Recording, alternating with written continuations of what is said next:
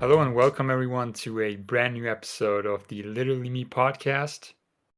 This week we'll be talking about the film First Man, and joining me is my good pal Tristan. Tristan, how are you, man? Good, man. Good as always. Been a while since we've recorded, but excited to talk about this one.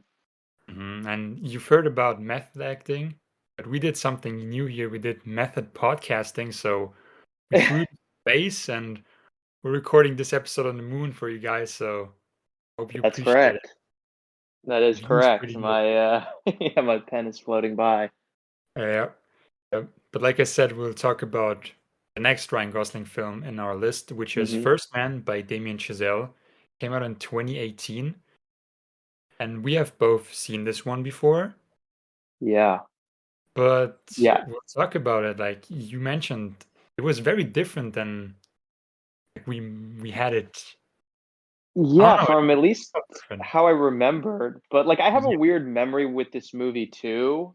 Like my only memory of it was like I remember I was living in New Orleans at the time and I remember walking into a theater and First Man was on the screen, Mhm. and I remember bits and pieces, and then I have a weird memory that I literally walked out. I don't know why I would have. During the But I film. also yeah, but that's the thing. It's so hazy. It was probably late at night, like New Orleans. We were, drinking a lot, and there was there would be really late screenings too. So I feel like we went in, and then maybe I'm Mhm. like, I'm too tired, and this is so long, and I can't. So I just maybe left, or maybe I Mhm. was on a date, and she's like, I don't like this. I really can't recall, um, but it was this weird memory where I'm like, I remember walking in, seeing bits and pieces, but I don't really remember what. Or it could have even been a dream. But like watching it this Maybe. time, I fucking loved it. Interesting. So, did you remember the movie to some point, and then the rest was like, I don't know what's happening here, or Ye- did you remember like the ending as well? I didn't know. What I remembered was all of like the stuff at home. So like I feel like Mm. I probably walked in maybe like I like walked in maybe a little late, but it was still the beginning. Mhm. And then I don't remember. Like the ending I didn't really recall, and I didn't really remember the actual like moon mission all that well, or at all That's rather. crazy because it was the other way around for me because that's the thing I was remembering the most. And when I thought about First Man, like those 20 minutes are what stuck Yeah. with me the most. Yeah. And the scene where like they're doing a test where they all have to throw up, that's another one. Yeah. Yeah, But that's all a the good home, one. I just forgot. The scene with the Did kids, with you the neighbors. did you see it in theaters when it came out? Unfortunately, I didn't. I wish I had, because I have a Yeah. very Well, special connection to those last 20 minutes, and I just wish really? I would have. Yeah, because when I was a kid, that was a thing with me. I always like my bed was right next, and still is right next to the window, and I would Uh, just lay there and stare at the moon for like half an hour or maybe even longer, and realize, yeah. oh, I'm just staring at the moon, and it's still on my bucket list. Before I die, I want to be on the moon. I want to see Earth from the moon. I Yeah. just want to step foot on the moon. So that those last 20 minutes, they just blew me away, and it really felt like I was on the moon. Like that was the closest I'll ever get to that experience, at least until commercial air flight is Yeah. Yeah. available. But I just wish I would have seen on the big screen. I think that would have. It was already very special seeing it on my like big TV, but that would have been a different level. Yeah, there's especially that moment where they're in and the camera kind of just like whooshes through the door when it like opens, and all of a Yeah. sudden like literally the format changes. They literally changed Mhm. to like I think IMAX like at that moment, Yep. and or at least like 65 70 mil or some shit, and it just like opens up entirely, and it is, and the Complete sound cuts, silence. like it's just, yeah, the Mhm. sound cuts out, and it is so good. Like that moment is so good. um and I really think that it's like for for all the stuff that took place in space, I think it's for that era where it was all coming out. You had like Arrival, you had like Gravity, You had Mhm. like The Martian, you had Interstellar, you had all these movies. I honestly think this looked the best. Definitely. It looked realistic. It looked real. Like if they were actually on the moon filming this, it looked insane. It looked insane. And the fact that they did that, and of course, I mean, you know me, but like that whole thing is like shot on like 16 millimeter film, like gritty film. And even in that, like shooting it within the shuttle and stuff, like it just looks so good because you never see really that format apart from like Mhm. something like Dark Star. You know, you see that format there, but you Mhm. really don't see that because it's usually so polished and so big. But the fact that they used a format that is so like gritty and like home feeling, like Mhm. it gives it a different feel that I've never felt in a space movie like that I can remember, honestly. Absolutely, and it just makes it look. It's delicious to look at. It's eye Oh yeah, candy. It's so it's beautiful. incredible. Mhm. It's Completely absolutely makes you incredible. grounded. Yeah, it's I think in a way too, it's almost like so far away from what Chazelle has done. Like on its face, I could totally see how it's like, oh, it's the same. Like it's still a big thing because, oh, of course he's going to space. Like that's the biggest thing you could do, and all his movies are so big. Mhm. But it's not as fast paced. It's a lot more subdued. It's a lot slower. It takes its time, and it's more like minimal. And I really like that. And I think because Babylon did not do very well, obviously he will still work because he's undisputedly just like so good at what he does. But I think maybe it might force him to work with something smaller. And I would love to see him do something that's more in the vein of this, not necessarily a biopic or not necessarily a space movie, but something that is really like a personal, slow, smaller kind of drama, which is Mhm. really what the majority of this movie kind of is. It is, and it's crazy because could have easily went the big budget action route, but he Yeah, didn't. It was very personal, and that's why those last 15, 20 minutes, that's why they feel so earned because you went through all of this. You for went sure. through the personal stuff. You know what it took to get there, and that's why you Yeah. appreciate it more, and that's why it's just so mind-bending because if it was like it's in space from the beginning, you wouldn't appreciate it. It wouldn't have the same impact. 100%. And honestly, there even came a point where, like, in that last half hour, like, once it got real, just straight space heavy training, all that, a Mhm. part of me also almost was like, I kind of miss all the home stuff. Like, I actually thought that was all so good. I kind of Mhm. want to keep watching more of that.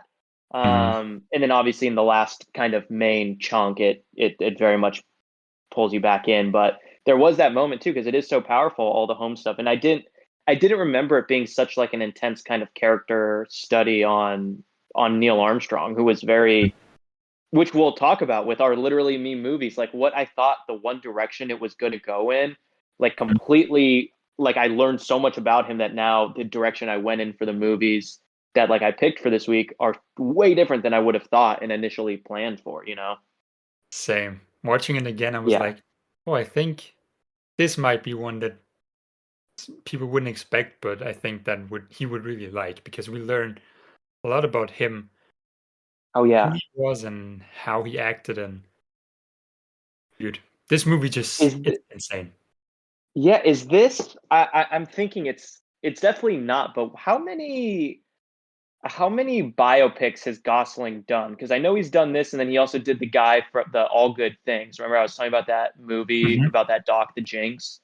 Yep, I was gonna say this might be the only one, and then I remembered that, but are those the only two that he's done I think a so. proper biopic? I think it is. I'm doing Ha- some digging on mhm.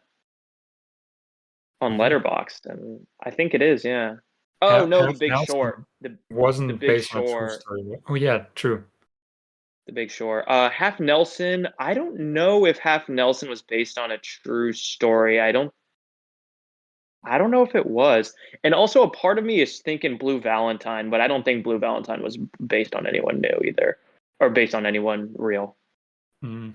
Maybe it was. Yeah, I don't think so. Maybe it was someone Derek Cianfrance knew, but no one notable. So Yeah. Um. Oh, he was in that movie Gangster Squad too. I don't know if that was based on anything real either. But yeah. Anyway, it was just a thought. I was like, huh. He hasn't done many biopics, Yeah. but it turns out I think he's done a couple. Mhm. But this is the biggest one. Yeah, for sure, and it's the best one, and Mhm.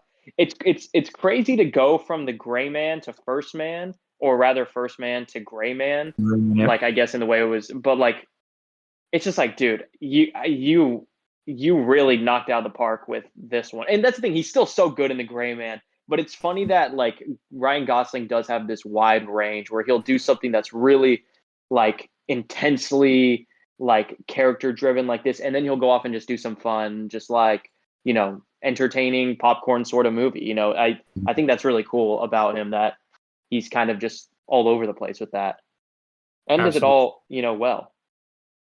I mean, he has a talent for it. He can do Barbie as Ken, and then he can do like a smaller thing, and he can direct too, which we will find out in a couple episodes. Yeah.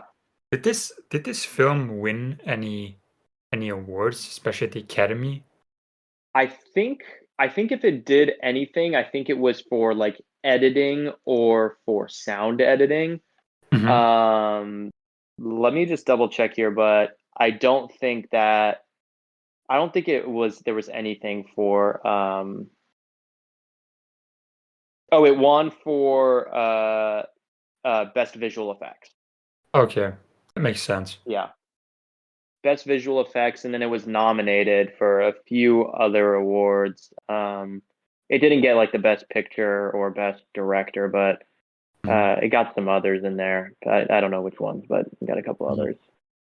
Special effects make sense because the last 20 minutes, that's just insane how they Oh did that. yeah, So, it was unbelievable. Oh yeah, the others were sound editing, sound mixing, and production design. okay, Um, makes sense. were the other ones that yeah.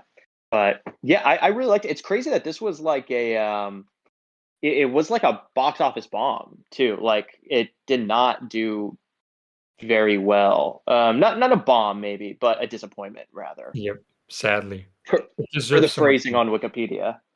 Mhm. Yeah. I think if it wasn't so character heavy, I think it could have made more. I'm glad it Yeah, wasn't, but I think that maybe pushed some people away. Maybe they weren't interested in all the like background stuff, but I it's think so. important. Yeah, I think so. I'm looking here. I didn't even realize. I guess this was like originally in production or in development in like 2003, and Clint Eastwood was originally attached to direct it. It makes sense. I don't know why there haven't been more Neil Armstrong films now that I think about. I think because there wasn't. I remember from what I was reading that book, like the First Man book that came out, that's pretty much the movie was adapted from.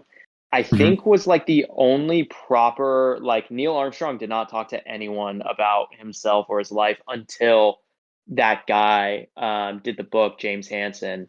So I think that there just wasn't anything really deep diving, and I don't think Neil Armstrong was interested in speaking to anyone about like his life or anything.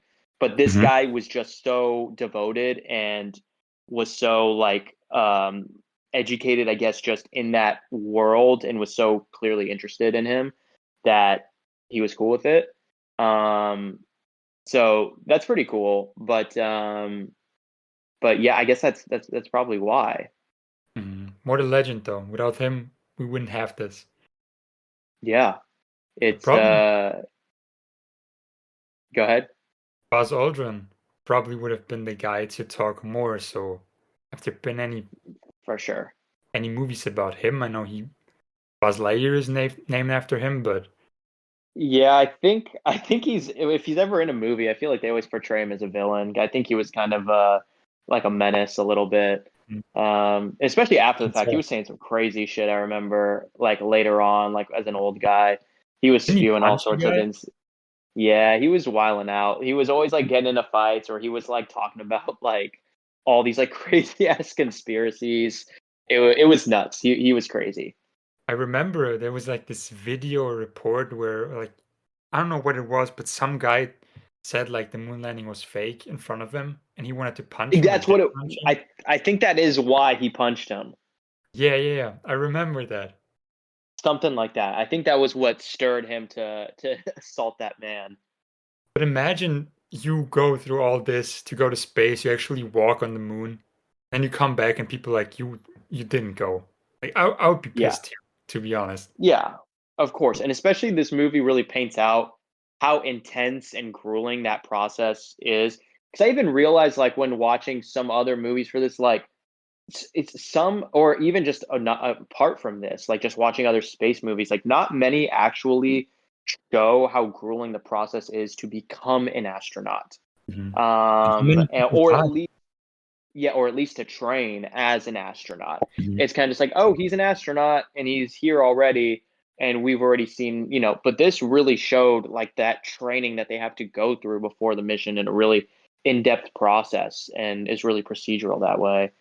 Mhm. And all the failures, how many people died, how many friends they lost. I It's mean, crazy. that's why I understand why he got mad. I mean, imagine how many people he had to see die, for people to Exactly. disrespect him like that. It's crazy. Yeah, it's an intense thing, and I really learned a lot. I'd be interested in checking out some like documentaries now and matching up, but I'm pretty sure it's pretty accurate, the movie, to apart from, I think, like the very ending. There's no confirmation if he actually did that, like left the necklace there or whatever. Um, but I'm assuming it's probably pretty accurate. I don't know. I wonder if he didn't leave the necklace because that's such a great like moment. And I could see that Yeah, like making that up, but I wish it's real. It's a very like nice sentiment. it's a very sweet moment for sure. Mhm. Oh yeah. Well, on a scale of 1 to 10 space shuttles, how much is Neil Armstrong literally you, or are you literally him? I wish 10 because I wanted to want to be on the moon. But I think the devotion to going to space and going to the moon and things like that, I would give him like 7.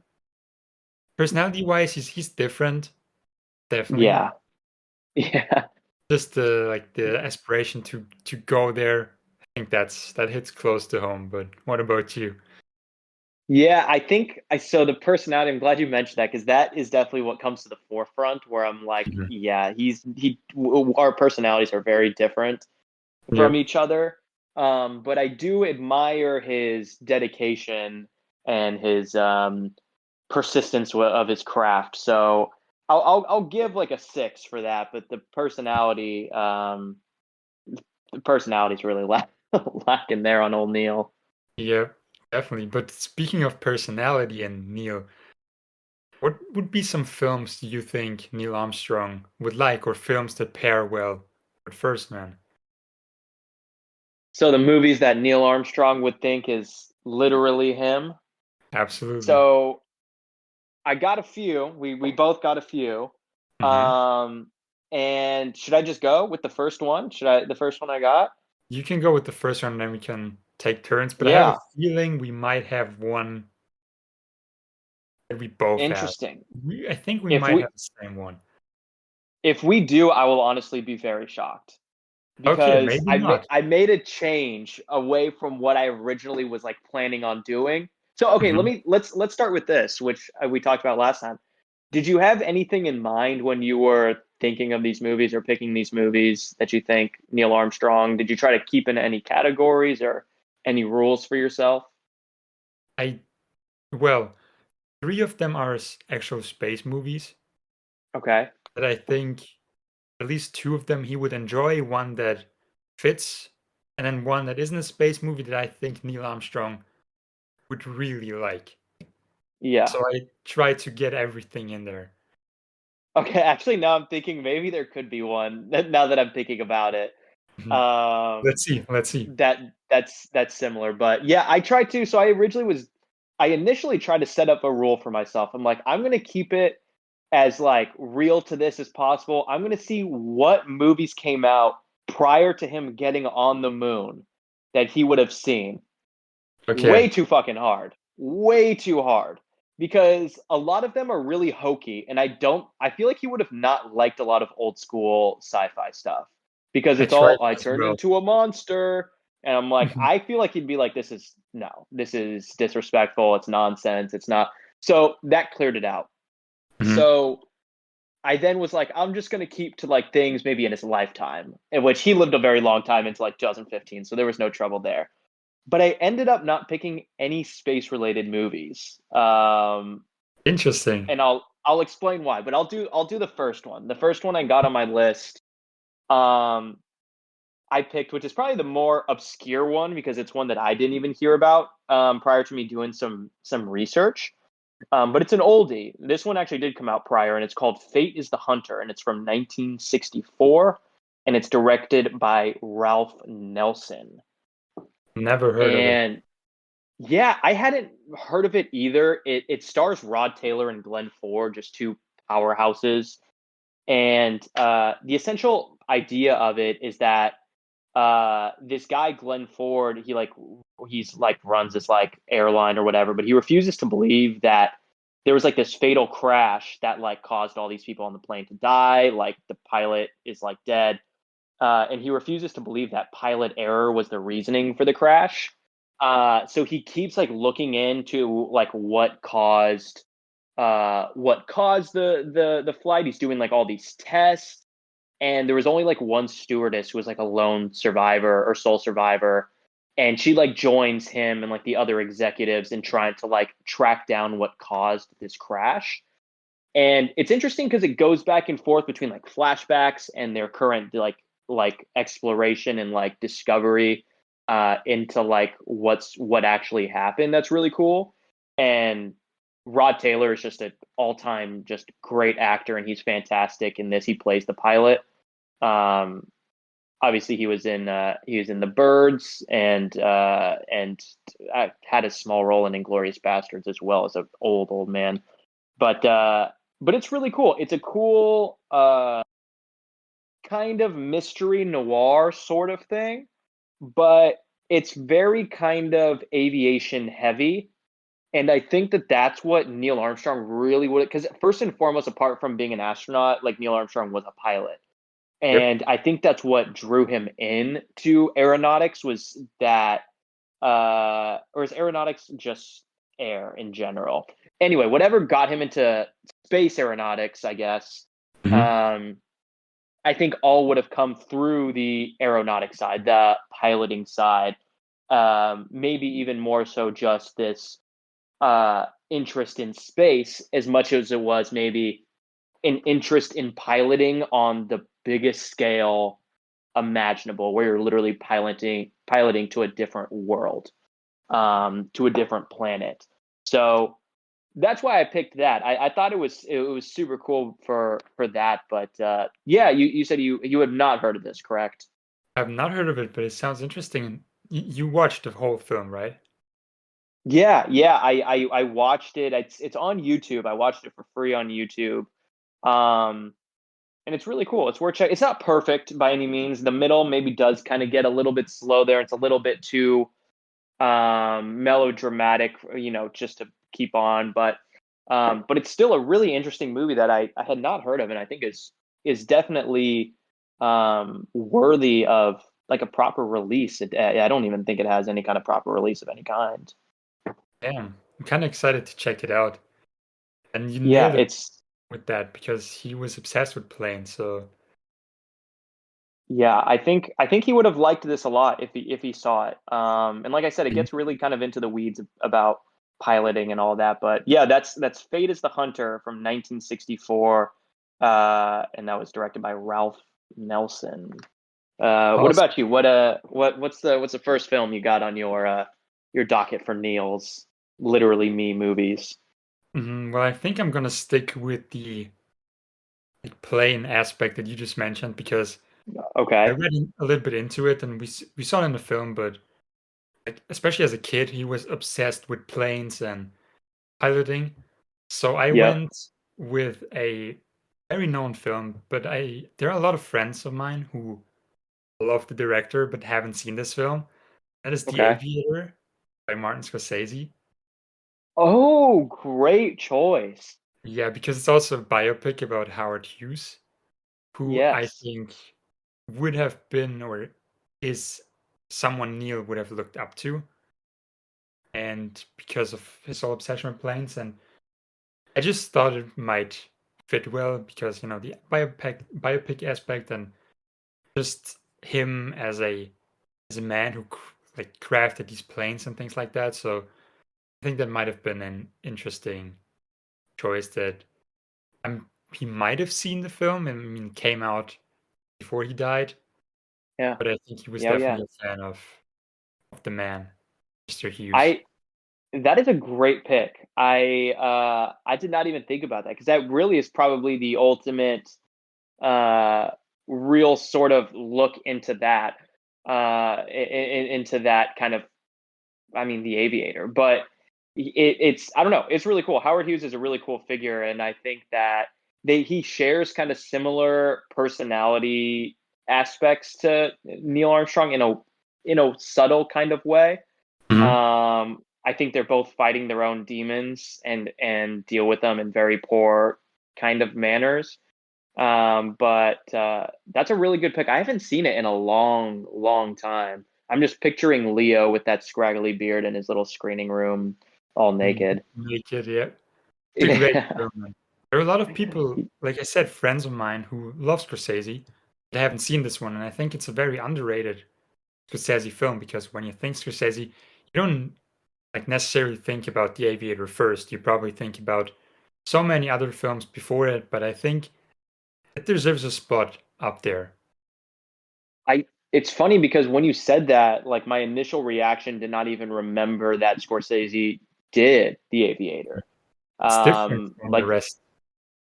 it feels like more of like a Spielberg kind of thing than a score. So like it feels like it's just like, oh, like this is something out of Marty's wheelhouse. So it's sometimes it slips, through the cracks. But I'm really glad you brought that up. I really should rewatch that. I'm pretty sure I have it on DVD or Blu-ray or something. Mhm.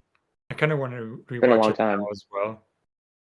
Yeah, that's a really good movie, and that's another one that spans quite a long time uh, in his life, longer than Neil Armstrong's than First Man, but it does span a great deal of Howard Hughes' life from what I remember.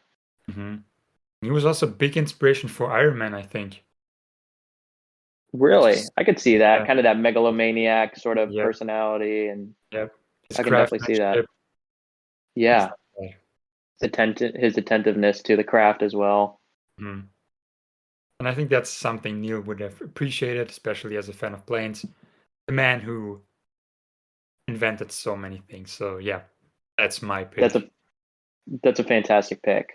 Thank you. Um, What's your second? my My next one, so I tried to come up with a different category for each of my picks.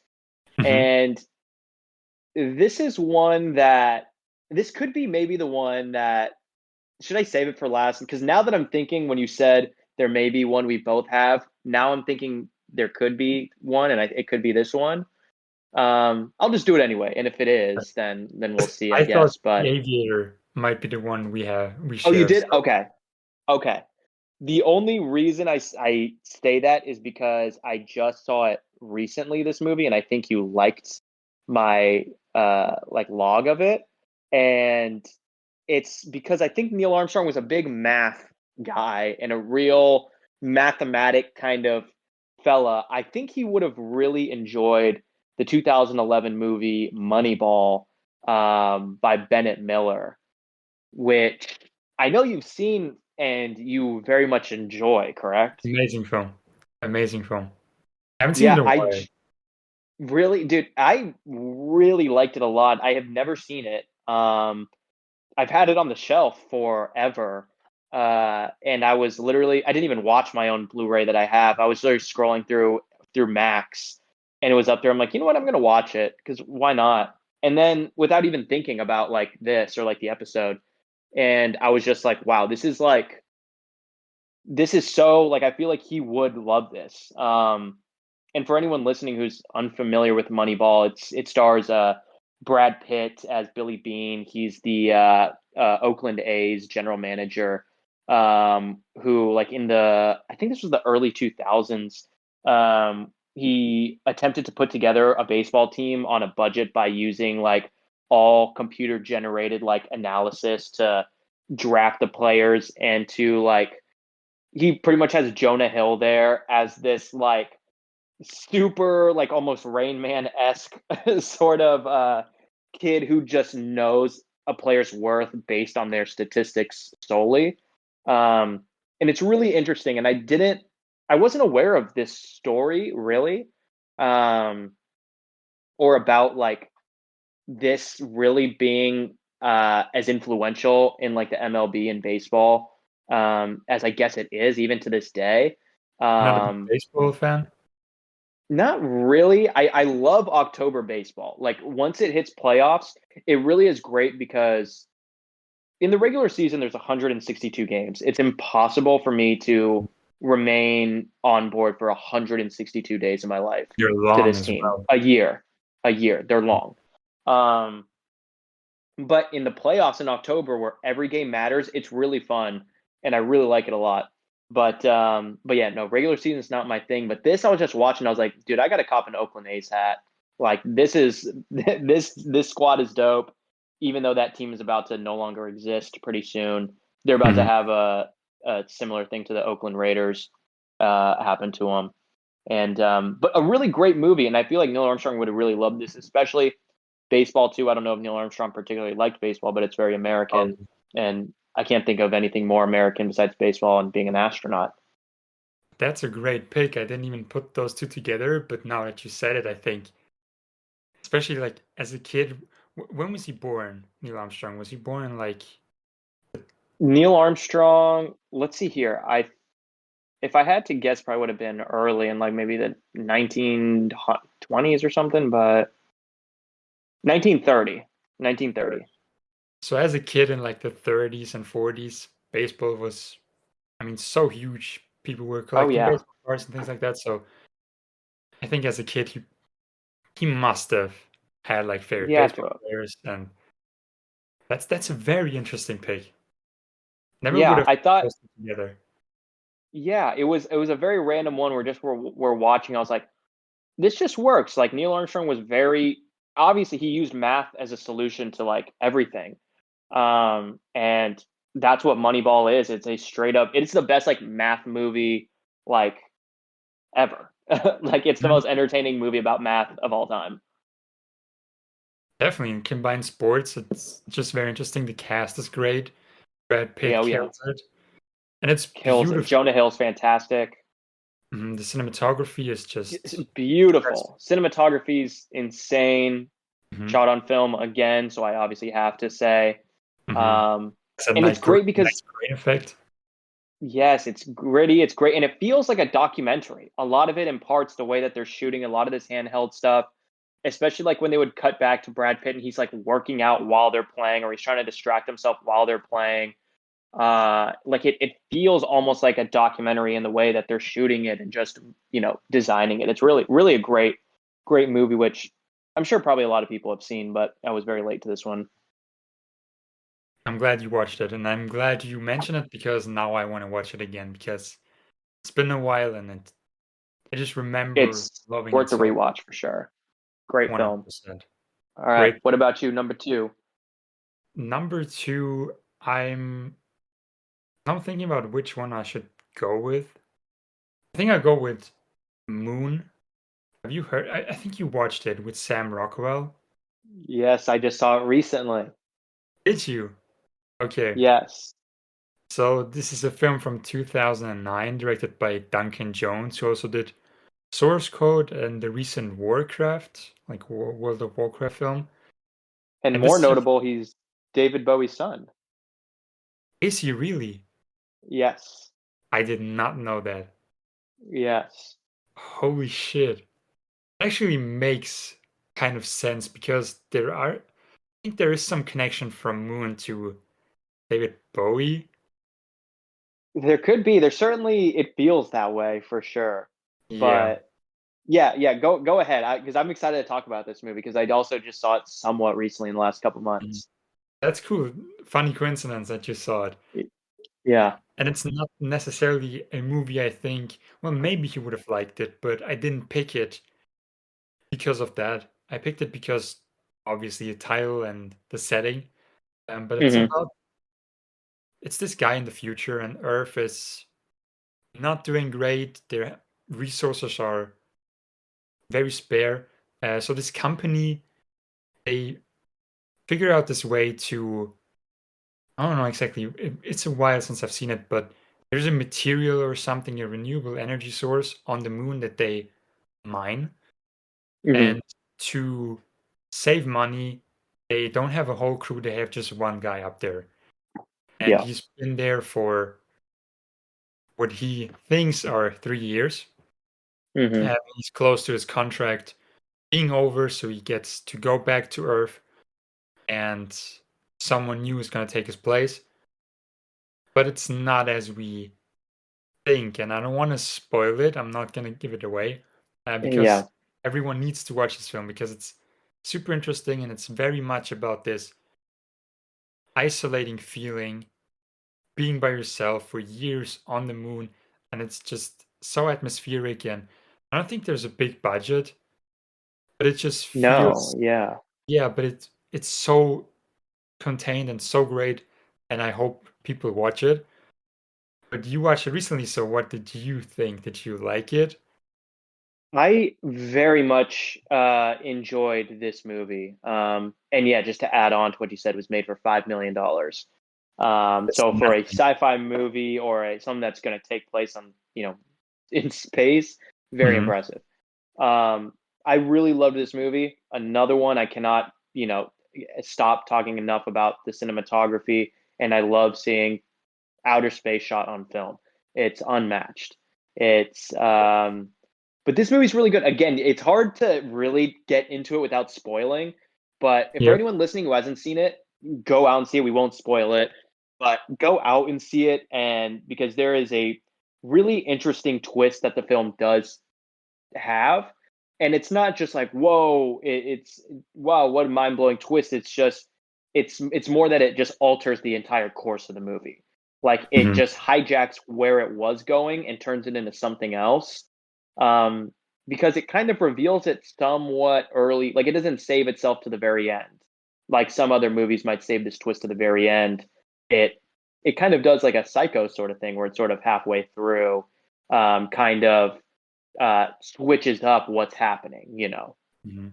And you don't know, is it real? Is it not? What's happening? You know it, but you're not sure, and the character isn't sure. And Sam Rockwell's performance, so great. And then, I mean, if you have a Incredible. film with just one character, It's incredible. it is, and it's so creative, the film. It's a It hidden is. gem.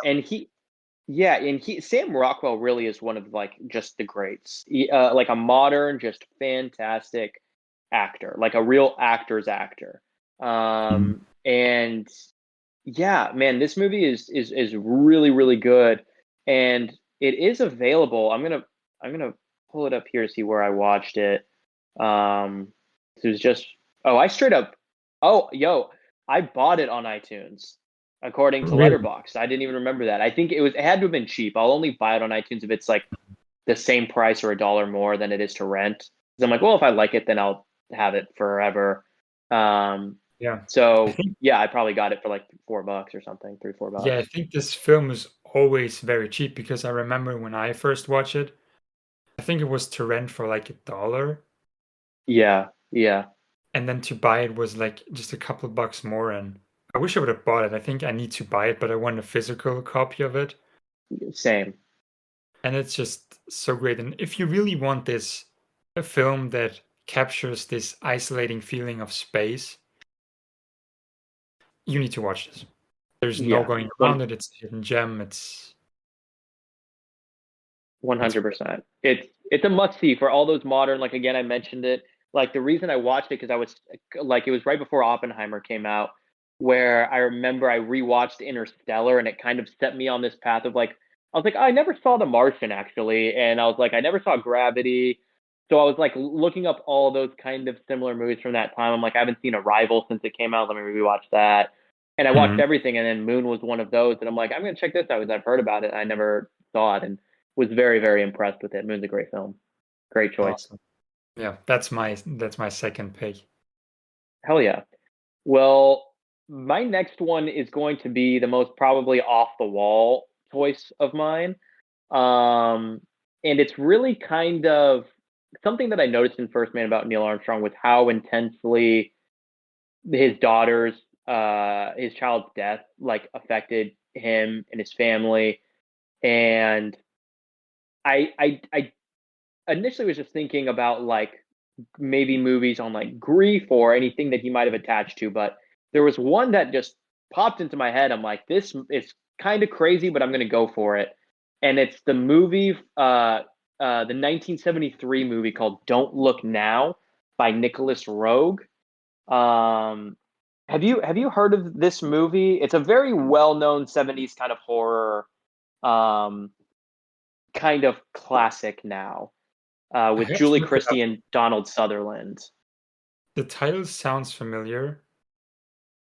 Ye- I've heard of the title, I've seen the poster, but I've never seen the film. It's with spooky season coming up around the corner, ladies and gents who are listening. It's a must watch this fall. Essentially, the idea it's Julie Christie and Donald Sutherland are a married couple, and in the very this isn't a spoiler. It's in the setup. The very beginning, their daughter passes away. She dies in like an accident, like in the backyard, and she's wearing like this red like raincoat when it happens, and they're grieving this loss, and so while they're grieving this loss, I think it happens in like England somewhere. They move to Venice, Italy. Donald Sutherland has like taken on a job there. He's like an architect or something like that. And he's in charge of restoring this like church in Venice. And while they're there, there's like, they see this weird, like red coated person running around Venice who's kind of following them, and there are like these two like sisters who like claim to be able to talk to the dead, and they're talking to Julie Christie, claiming that like their daughter wants to talk to them. um and I won't get any further than that because this is another one that has a great kind of twist in it, but it is one of the best directed and above that one of the best edited movies I've ever seen. It is a movie that just has so many layers, and all of it is just layered on top of that feeling of grief and like the idea of trying to get over it and escaping from it. And it's a hard thing to escape from. And I mean, this movie really has it all. It is like the final like last 10-15 minutes are jaw dropping, unfucking believable. Like this movie is so good. um like I will put it on every October. I might put it on in September this month. I might put it on this week. It's a movie I just love, and I wish I had time to rewatch it again for this, but I've seen it so many times. um I didn't think I had to, but this is a must watch, Dino. I mean, you got to put it on the list for this spooky season. You have to. It's going on my October watch list for sure. That's one I have to see. I think It, I've seen a scene of it because recently I researched some films in Venice oh, for okay. I'm something sure it I'm had to have doing. come up, some And stills or something. I think I saw the scene with like the person in the red coat Okay. standing there, I think, but I'm not sure, but it rings a bell. So I might have Yeah. seen a clip of it, but I'm definitely checking this out this October. Yeah, it's a great movie. Again, like I said, very off the wall kind of pick, but it is Mhm. probably the most like visceral kind of movie about grief that I've seen, and it's so heavily focused on that, and it's told in such a unique way. And it is about, this couple and dealing with their marriage too, while their daughter passed, very similar to obviously Neil Armstrong. There's a parallel there.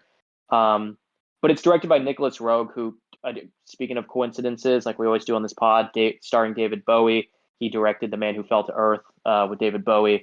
So, Yep.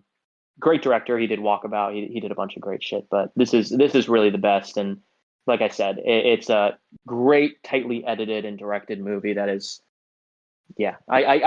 We could have done a whole episode on it, I'm sure, from the old format of this pod.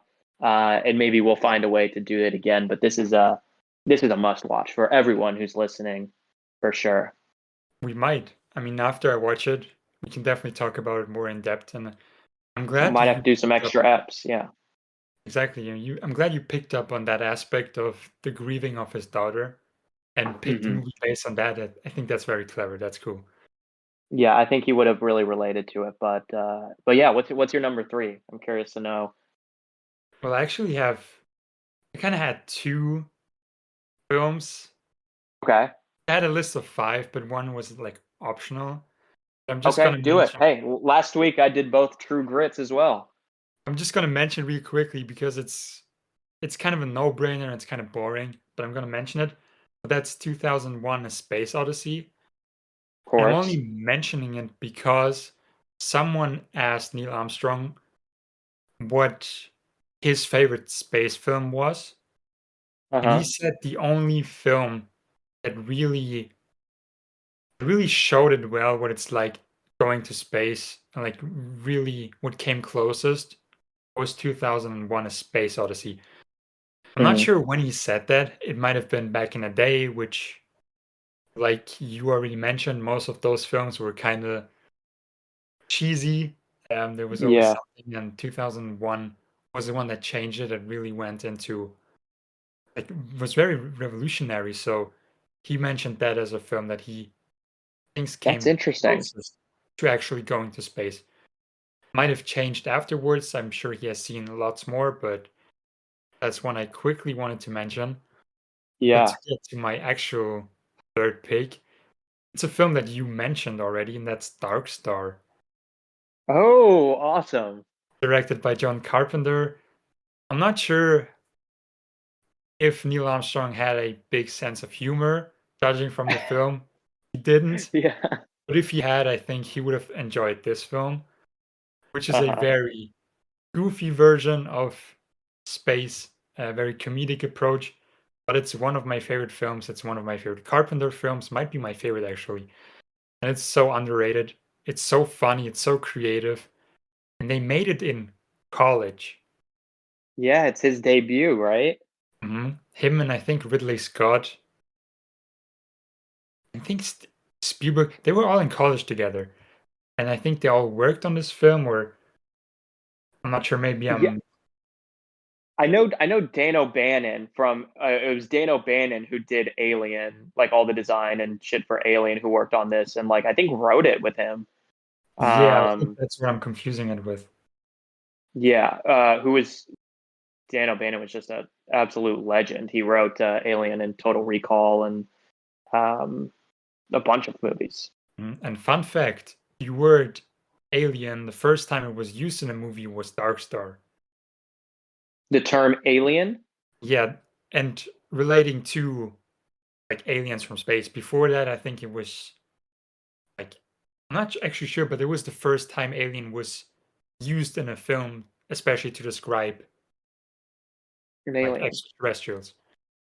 Interesting. So even in they would be called like oh the invaders or the Martians or They something never prior to called them that. aliens before that, apparently. That's really interesting. That's Mhm. kind of crazy. I never would have thought about that. That's a cool fact. Yep, that's one thing I remember. But that this film, you've seen it, right? Yeah, yeah. I haven't seen it in a long time, but Mhm. uh, I remember laughing a lot during it, and I don't remember much about it, but I do remember the like that beach ball kind of inflatable volleyball or Mhm. whatever that was, Yep. the alien creature. Yeah, I think it was literally a beach ball they used. Yeah, Such a funny film, and the ending is one of the most iconic like endings. I don't even remember the ending to be honest. I'm not gonna spoil it, but it features the song Benson, Arizona, which we heard before in the film with I don't him. No, remember. I'm due for a rewatch. is it a spoiler? Should I say it? Should I not? If you don't Well, wanna, folks, if you don't want to know, just skip ahead 30 seconds and you won't know. Yeah, go ahead, skip. it's the one where he uses the debris from the ship and surfs in space. Like he uses it as a surfboard, and you see him like surfing. And Oh, Benson, really? Arizona. I don't remember that at all. That's crazy. It's one of the coolest endings I've ever seen, and I laughed so loud, and I just thought it was so badass and so funny. That's funny because I feel like he kind of does a callback to that then in Escape from LA. Excuse the voice crack, but in Escape from LA, he has Peter Fonda riding a surfboard on a what do they call it? A tidal wave. Oh yeah, And it's fucking amazing. And I wonder if that's kind of a mini callback to that in Dark Star. maybe. Could be, yeah, That's funny. definitely. That's funny. But yeah, that's my pick. It's only 83 minutes. Go watch it if you have the opportunity. It's such an Yeah. underrated film. And it's available according to Letterboxd here. I just pulled it up to see where it was. It's on Tubi and Criterion Channel over here in the States, at least. So I definitely got to give that a rewatch. It has been, I mean, years. Clearly, I don't remember anything about it. Mhm. Such a great film. But yeah, that's my Oh third yeah, pick. What's your final oh one? yeah. My fourth and final pick is one I was really stuck on this one. Like I said, I was kind of going back and forth with a lot of space movies, and I just couldn't find one because I was going to do obviously 2001. I was like, I feel like we'll probably touch on it regardless, so I'll try to pick something else. And Mhm. so I kept trying to think, and then the one thing, and we talked about it earlier, is like he constantly was failing. Like Neil Armstrong constantly failed, and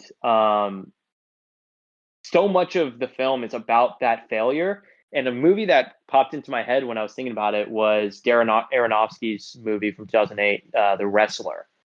I I just saw it for the first time recently, earlier this year or maybe last year. I just slept on it for so long, and it's one of those movies that I just couldn't believe it took so long for me to get around to. Um, but it's essentially it's about this aging wrestler played by Mickey Rourke who is like way past his prime, and he still wants to wrestle, but he obviously can't do it in anywhere that's not just like a local gymnasium or like to crowds of like 40 people. Like it's just a really sad kind of existence, but he keeps going.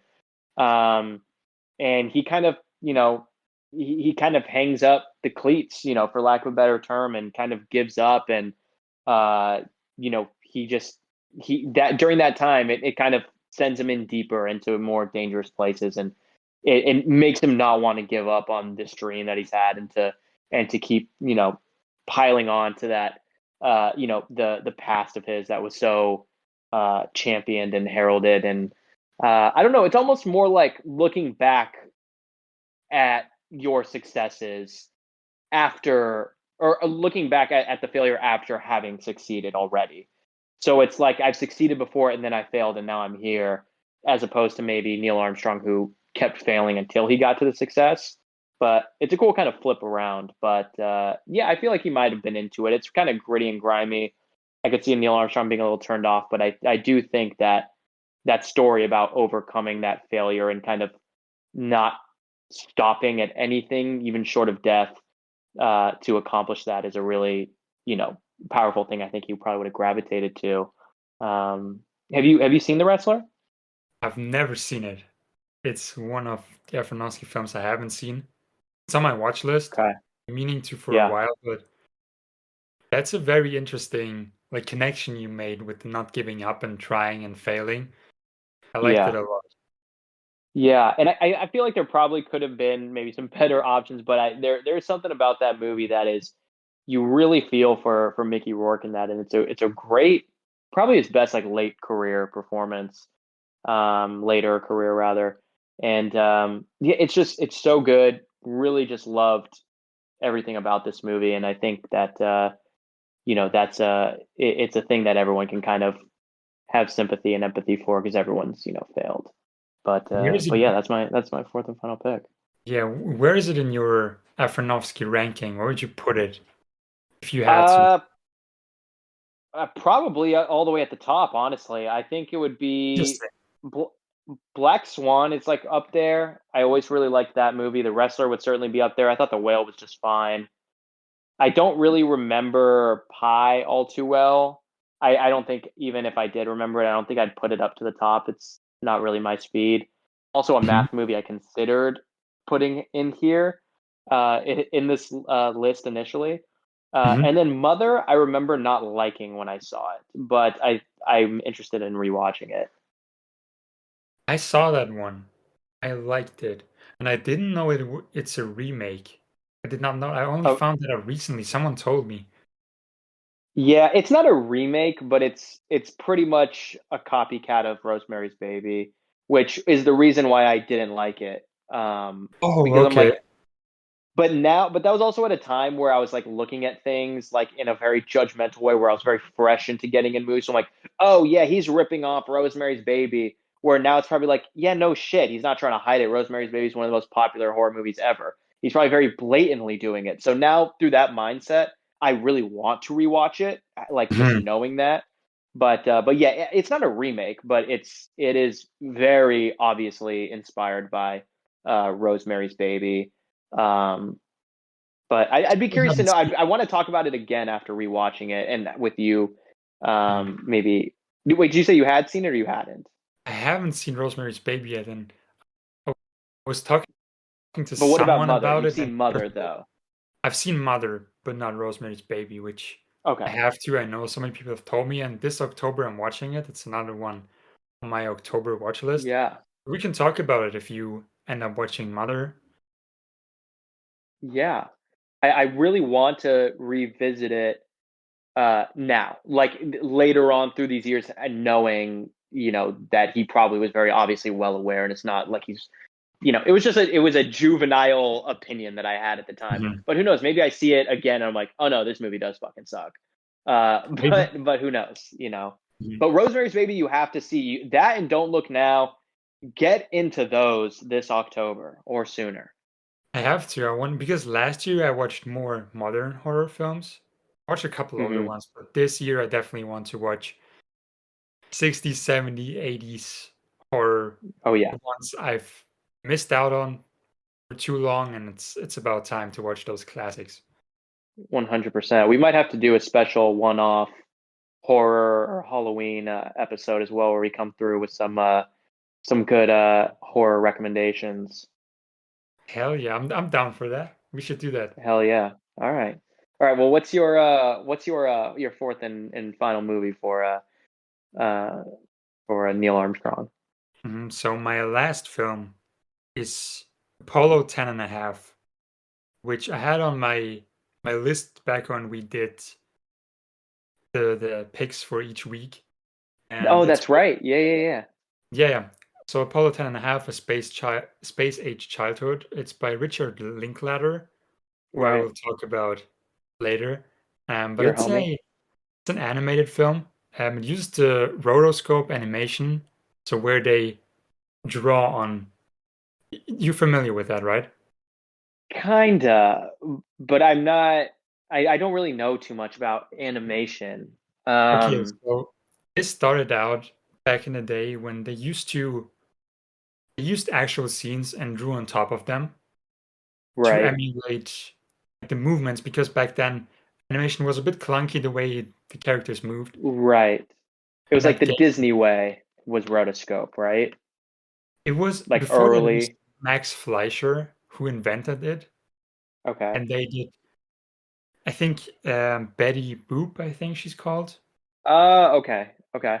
Those characters they did that with this a lot, and just the way in the beginning they used people who danced and then they made characters dance like them, and that Hmm. later evolved into motion capture. I mean, motion capture is pretty much kind of the same thing because you have people with those dots actually doing the things, and then it kind of draws on top of that. Yeah. So that's what they used. And this is a very, it was for a while, it was a very popular thing to do in animation, especially in like the 50s and 60s. And then it kind of stopped and it came back with another Linklater film, which is A Scanner Darkly, which I don't know if you Yeah. I haven't with seen it. I know of it. with Keanu Reeves and but you're familiar now that I say it with like the way Keanu Reeves looks in that film to Yeah. make his Yeah. face above it, and they use that with this one, and it's such an interesting film. So not just from like the animation aspect, which is like a 2.5D, it's like 3D environment with 2D objects or characters, And yeah. but it's a it's set right in that period of time with the moon landing, and it's about this child's perspective. And what I love about this film, it's like a time capsule, what it was like growing up in that time. And of course, Neil Armstrong, he lived it, but I think if he were younger, if he maybe like was a child during that time and he wasn't the one going to space, I think this would have a film that resonated a lot with him. Yeah. And it's a very interesting watch, and I highly recommend it to everyone, especially you, because it's just so interesting to see what it's like, what it was like growing up there. But at the same time, it's still like this dream to go to space, because in the film there's this kid and he NASA approaches him and they basically say they made the space capsule, but it's too small. They made it too small for a adult to get in. So to do the Mm. test, they have to send a child, and he says like, "Why don't you send a chimpanzee?" Like jokingly, they said like, "You speak more words than a chimpanzee." So take this child, and they have him go to space and go through the training that Neil Armstrong has to go through. We see Interesting. him going through that like sphere that Really we see that, and we see a lot of things cool. that we see in First Man. And I watched them. I watched First Man, and then a couple days later, that was the next film I watched. I rewatched it because it's one of my favorite coming of age films. It's a 10 out of 10 for Uh-huh. me. So I rewatched it, and it was very interesting to watch those kind of back to back, because you learn so much from that one film, and then you see the same thing or the same thing mentioned. You see in First Man, there's that scene by John F. Kennedy where he talks and he says, "We don't do these things because they're easy, but we do them because they're hard." Yeah. And you see the same speech drawn in that film, and there's so many Interesting. great connections, and it's a film I highly recommend. It's very like near and dear to my heart, and it's so great.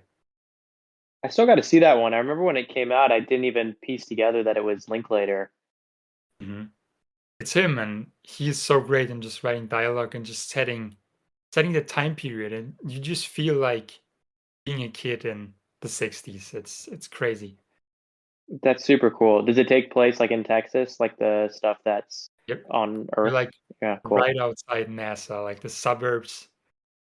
That's where they Cool. grow up, and they see like the jets flying over them, and they go to NASA and they show how everything in that period of time was space related. Every marketing, every food item, every mall was all space related, and it's Yeah. just something that's so cool, and I love that. So it's very cool. Hell yeah, man. That's sick. That's a great recommendation. I definitely gotta get around to that one as well. Mhm. Um, well, to wrap up, for this the literally me section of the pod, the four movies that I picked for Neil Armstrong that he would think is literally him was Fate is the Hunter from 1964, Moneyball from 2011, The Wrestler from 2008, and Don't Look Now from 1973. Great picks, very interesting. And mine were I had The Aviator by Scorsese. I had Moon, at Dark Star, Apollo 10 and a half, and 2001 Space Odyssey. Like an Little extra. nod. Yeah. Yes, sir. Hell yeah. Well, what have you been checking out in the last week or so? Got a little bit of time left here. Curious to know what else you've been watching apart from First Man and space related stuff. Well, speaking of Linklater, and I teased it in last week's episode, I watched the That's Before right. trilogy finally, Yeah. And and thoughts? this trilogy is truly one of the best trilogies. It's amazing. It's Linklater in his purest form, and you haven't seen those films, but I highly recommend. Seriously, you need to watch them because I Yeah. think what I love about these films, and I talked to a friend of mine about this, every film is like a different version of love. And Interesting. depending on where you are in your life, you will have a different favorite of those three. And I think as you go on in life, I think as you mature and as you gain experience, you'll also have a different favorite. And that's what I really like about it because the first one is about what could be. It's about this very Yeah. fantasized version of love. It's very fantasy-like and it's not very realistic, but so endearing and you're just like you want this, you right? But then in the Right. second one, it's about what could have been, and it's about maybe regrets, maybe what you could have done differently, how things could have been. And the third one is kind of what is. So it's a Hmm. very mature look at love, and it's a very real look at love, and it's not always pretty. It's not always this fantasized romantic version. It also comes with problems, and it also comes with a lot of work, and that's what I really like about it. And I think the third one could be your favorite if you end up watching them because of how real it is and because of how I've never seen it portrayed like that, and that's what I loved about it because it felt so real and it's amazing. And I highly recommend checking out the trilogy if you can. Hell yeah, man. That's another one that I've just been, I don't know why I realize now, like, I'm really not that well versed with Linklater. Like, I know him so well, and I've seen so many interviews and all these things, like his personality. I feel like I know him, but I'm like, I really haven't seen that many movies of his. So yeah, I really got to check it out. Did you get? I know you said you got like the trilogy. Was it like a box set kind of thing? Was it Criterion or what? What was it? It wasn't Criterion, it was just a box set with all three films on Blu-ray. I just Hell yeah, awarded myself after studying. I was like, I'm just gonna buy them all because yeah. they're not really available over here. And I was like, if I buy them, I'll just buy a physical copy, have all three, and then watch them all. I watched all three in like 2 days. Damn, yeah. Yeah, because back when it came out, people had to wait a long time because they kind of Yeah, had in between each summer. one. Yeah, and they had to wait like 10 years, and that's crazy. I'm very lucky I got to watch them immediately after I didn't have to wait. Yeah. Although I'm sure that experience probably was incredibly rewarding. I mean, I don't know how it plays out, but I can only imagine probably what that journey would be like if you're going through it over the course of 10, 12, 15 years, you know? Like the characters, you have to wait the actual time they had to wait until they met again. Yeah. It's interesting the way that Richard Linklater incorporates time into his like filmography as a whole with this and then also with Boyhood But and yeah. I don't know if there's any other examples apart from those, but those are both pretty extreme examples of that. Mhm. It's such a great trilogy. Seriously, it's one of the best trilogies, and I hope you get to check it out one day because I'd love to talk to you about it. Like I I said, certainly just will. each film has a different iteration of love, and it's so great. Hell yeah. What Yeah. else have you checked out? Then I finally watched Knock at the Cabin, which we Oh, talked M. about Night. Yeah. a couple episodes ago, and I liked it Uh-huh. for the most part. The end bit, I was a little bit disappointed to be honest, because with Shyamalan you can expect a big twist, but Hmm. this didn't have it, which I think on rewatch I'll appreciate it more in knowing what's coming. But it's Yeah. such a cool concept and it's very well made, so I'm excited to check it out again. Now that I've seen it, do you agree? Like, what was the ending like for you? I know you mentioned it last time, but Yeah, it was one of those where it was the same thing where I'm just kept that was the reason I was there. I was like, it's because it's M. Night, it's gonna have a crazy twist. And then I went into it and there wasn't really much of a twist at the end. Um, and and I remember being a little let down. And then I went through his filmography front to back. I Mhm. rewatched a lot of stuff. Like I rewatched Sixth Sense for the first time in years, Unbreakable for the first time in years. I saw Steins for the first time in years. Split, The Village. Like I rewatched and then saw some for the first time, and I realized there's actually a fair share of Shyamalan movies that don't have twists. I think it's just a big handful of the super popular ones. But when I was watching a lot of them, like, oh, they're really not all of them have these twists. So I guess I understand where it's coming from now. But at the same time, I was like, eh. And the movie didn't. I didn't love it, but I thought Dave Bautista. I thought that was probably the best I've seen him. I thought he was very believable, honestly. Absolutely. He killed it. Yeah, he did a great job in that. But yeah, those are the films I watch. And like I said, I think on rewatch I'll enjoy it more. It's just because I was expecting that and you as well, but then you watch those again. So I think with Yeah. time, Do you have a favorite? Sorry, do you have a favorite Shyamalan movie? that's tough because there are a lot of his films I haven't seen yet. I Okay. think Unbreakable would be my number one.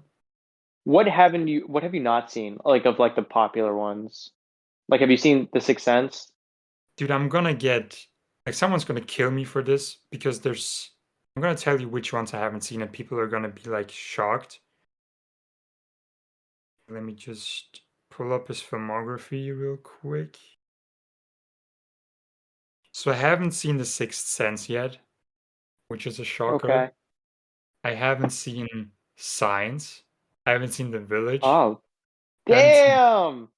I haven't seen The Happening. I haven't seen The Visit. Okay, well now it's starting to go downhill. Yeah. So I've seen The all the first three, the Split, first three are yes, like the mud. Okay. Unbreakable, and Knock at the Cabin. But like Okay. the most popular ones, Six Sense, Science, The Village, I haven't seen yet. I know I have to. Those are like the three like quintessential Yep. um Shyamalan movies. Yep. They yeah, they are great. And do you know the ending of Sixth Sense? Because it's kind of been spoiled. We're not going to talk about, it, but do you know the ending or like the Is that twist of Sixth Sense? the line he says? The little kid? Mm, oh, the I see dead people. No, that's not it. That's like part of the setup of it. I don't. I don't know the twist. Okay, you need to watch the movie ASAP then, because you are one of the few people maybe who's unaware of what the twist is. Then you have to see it before it gets spoiled somehow. You have to, because I that was a think I have, movie I wish I would have seen, but I already knew what happened because it was just spoiled in like pop culture over here. Like it was just a thing. dude, I have no clue because with those things, I just like my mind just shuts those things off so I don't get spoiled. I'm really not sure, so I think I have to watch it before we release this episode in case someone tries to spoil it for me. Yeah, watch it ASAP because Okay. it's a rare thing to. It's that would be like being like, oh, I didn't know Darth Vader was Luke's father in Star Wars. Is It's it like that big? everyone. It's yes, it's like some shit like that where it's like, but it's the same thing where it's like everyone knew that going into Star, like not at the time, but like us Mhm. growing up, we all knew Luke is your father Yeah. probably before we ever saw Star Wars. So it's like like we know this twist, but it's like that kind of level shit. But I don't know because it was spoiled for me before I ever saw it. But it's still Holy shit. fantastic, fantastic movie. But you got to see that ASAP, I will. ASAP. I will. Holy shit, I You have didn't to. even. I mean, maybe maybe I know, but like I don't remember. Maybe I forgot because I hadn't seen the film. But okay, Maybe I'll watch it. get on it. It's good. I won't wait. I thought about waiting until October, put it on my October watch list, but I'm gonna watch it before that. I promise. It's it's a good well now that we're in September, it's a good fall time in general. Hmm? So good fall time movie. Okay, next time I'll tell you about it. Hell yeah, hell yeah! You Mm. better let me know right away. Yeah. But what have you been watching? Do you have anything interesting? Yeah, I'll just mention a couple things that I saw before we get out of here. But I'm sure as everyone has seen on Instagram and all these film pages, Neon released the 20th anniversary of Old Boy that they remastered, and whatever else they did to it. I don't know what else they did to it, but it was it was screening at a theater here in St. Pete called Greenlight Cinema. Shout out to them. So went with my buddy to go see that, which I hadn't seen in a long time. It's another one with an insane twist that I remembered the twist the whole time, so I was curious to see how it worked for me, knowing what was going to happen at the end. And honestly, didn't love it as much this time around, the second viewing. Interesting. But it's still a great movie, and it's definitely not for like lack of great direction. Like I always felt I was in great hands with Park Chan-wook. He's one of the greatest directors alive. Yeah, and he knows it. But just like in terms of the actual like journey, I'm like, it's great, it's good, but I'm like, I don't love it as much as I think I remembered it. Do you think not knowing the twist made it better? Yeah. Have you seen it? I've seen it, yeah. Yeah, I think because that's the thing. Not all movies are that way. In fact, a lot of movies get better even if you know the twist of them because you can see it in a completely different way. And I don't know. It just didn't work as well for me this time around. I don't know why. It's very funny on rewatches. Mm-hmm. It's very. There's a lot of great new like genre approaches that I realized when watching it on rewatch. But I don't know. I thought it was good. Like I thought it was great, but it wasn't like this. Oh my god! It still just fucked me up. Whereas other movies I've seen, like even somewhat recently, where I'm like, I knew the twist and it still fucked me up. Mm-hmm. It wasn't like that for me with this time around, unfortunately. Have you only seen it once before? Saw it once, yeah, a bunch of years ago. So honestly, I didn't even remember a lot of like what led up to like that ending. Like I just remembered that whole last kind of 20-minute, 15-minute scene or so Mm-hmm. in the penthouse. And then obviously like some of the main things like the fighting, the single take, obviously, and the Mm-hmm. octopus and shit like that. But other than that, I didn't really remember really too much about it. But yeah, it was fun. It was cool to see in the theater. But Mm-hmm. yeah, yeah, I did not love it as much as I remembered it. I need to Do you rewatch it like as that movie? something. I liked it, but I've only seen it once as well, so I'm curious to see how knowing the twist will change it for me if I like it equally as much, Mm-hmm. less, more. I need to rewatch it for sure. Because I recently, and I think I might have brought it up on a past episode, but I recently saw The Handmaiden earlier this year, Hmm. which I hadn't seen ever, and that movie really blew me away. And I have a feeling that on a rewatch, The Handmaiden, I will enjoy more than I will enjoy the rewatch of Old Boy, or than I did Interesting. enjoy the rewatch of Old Boy. Interesting. Um, Still have to see that one. that one's great, very Hmm. good. And then one other movie that I'll mention that I did see, um, or yeah, I'll do this one. I rewatched it yesterday. It's a movie called Happiness by Todd Solondz or Solondz. Um, it is a movie from 1998. It's a comedy.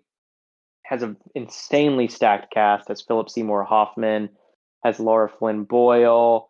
Has John Lovitz in a little role. Has Dylan Baker. Has Ben Gazzara. It's just super stacked cast. Even like the people that you look at and you're like, oh, I know them, but I just don't remember their name, like that type of thing. Hmm. Um, very, very good movie. I have it on DVD, and I was just curious to rewatch it out of the blue. It's a really disgusting, probably the darkest of all dark comedies that it gets. I mean, it goes to some egregious places, and it's one of those things where it's like I looked at like kind of the reviews on Letterboxd, and it's just like everyone's like, "Yeah, if you laugh during this, you're going to hell," type of thing. Hmm. It's fucking hysterical. Like I was watching it. I'm like, this like style, which is the only film of Todd Solondz that I've seen. I'm like, this is like if I could achieve this, I'm like this, I would die happy.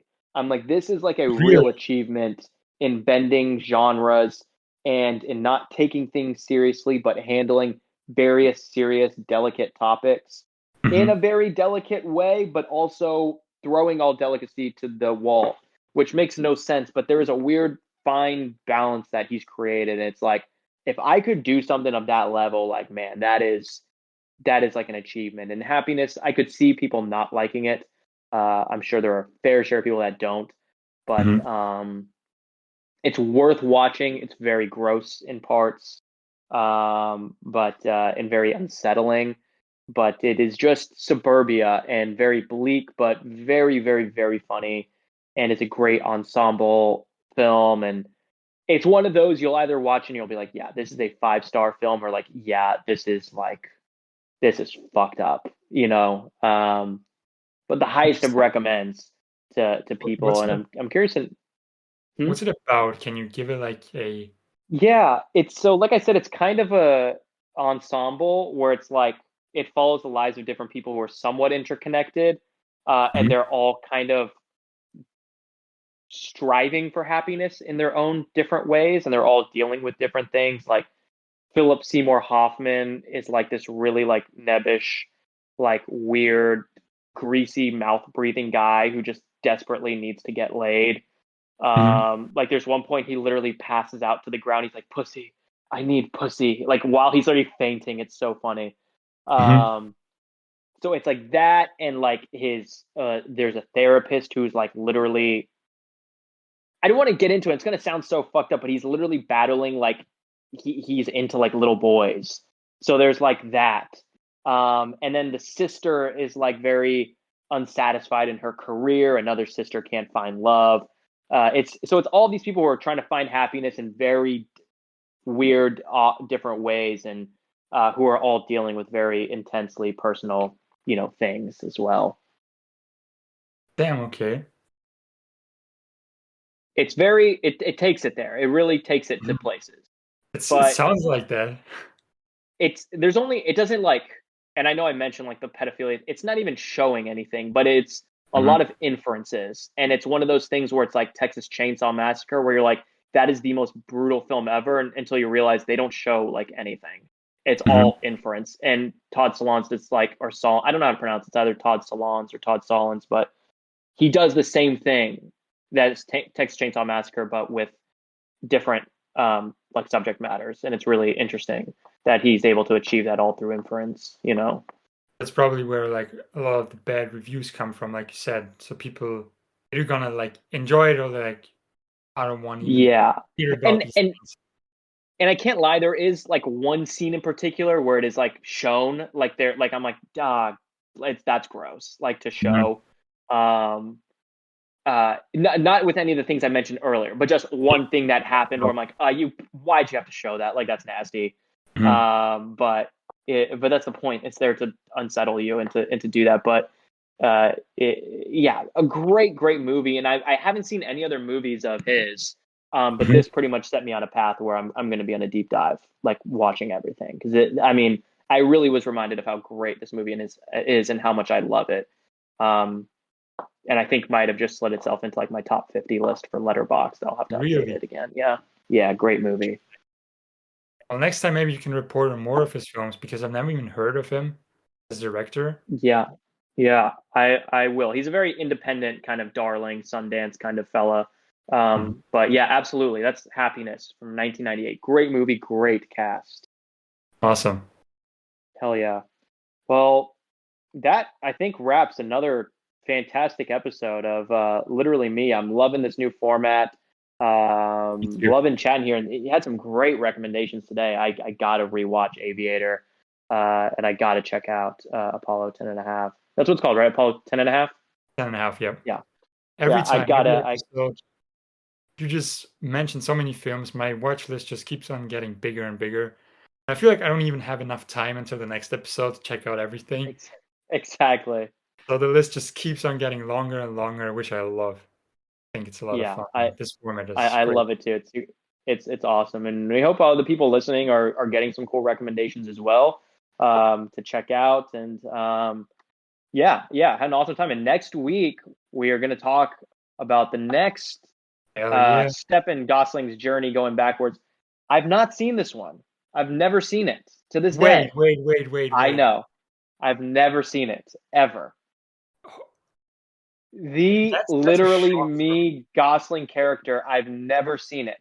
I don't know You've why. never I have no idea why. I've you've never never sat seen down and Blade watched Runner it. 2049. Never. And I love the original. I've seen the original many times. Love Okay. it. And I've never sat down for 2049 ever. That's I would have There's no loved particular reason. I know. Dude, I would because have that's our put a homie million too. bucks on you having seen this one. No, never. I've never watched it ever. So I'm very excited. I think the thing is, it's never been available at the same time for me to see on streaming, and I've always tried to time it up, maybe. Mhm. But I don't know. I've never have gotten around to it, and I don't know why. And I didn't see it in theaters for whatever reason. And yeah, I'm Yeah, excited. Anyway, that's Blade Runner 2049, mhm. the film that Gosling did just a year prior to First Man. Um, and very much looking forward to doing that one. And I feel like we're going to get a ton of awesome, literally me Rex between the two of us off of this one, both off my 100%. first time watch and of you knowing this film very well. Mhm. That's gonna be very interesting to hear your Yeah. like first thoughts on it. I'm super excited. I'm more excited than that's so cool. I would have thought you would have seen it, but that just makes it so much cooler. Oh yeah. No, Oh, I'm super excited. And yeah, thanks for listening, everyone. Good talking to you, Dino. And yeah, that wraps up another episode of Literally Me, and we'll see you guys next week. always a Peace. pleasure. Bye bye.